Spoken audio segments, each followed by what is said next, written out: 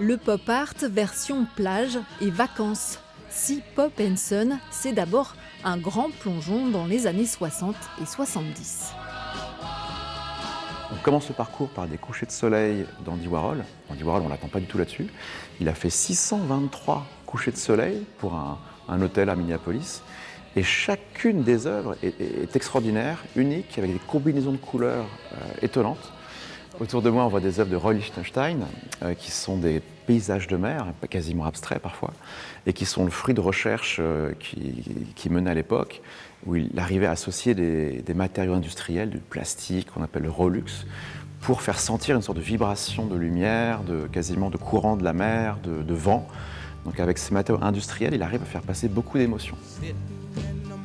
Des émotions soutenues dans chaque salle par des morceaux de musique emblématiques, avec Otis Redding, la mer et l'horizon comme motif. Avec les Beach Boys, le rêve californien.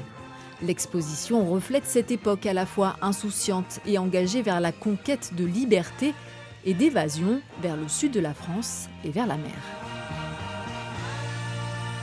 À la fois, il y a une forme d'éloge, de fascination pour la société de consommation, l'industrie du loisir, et toujours en même temps, il y a aussi une dimension critique, toujours présente, de vide, de quelque chose qui est un petit peu artificiel, un peu fabriqué, pour vendre, pour attirer.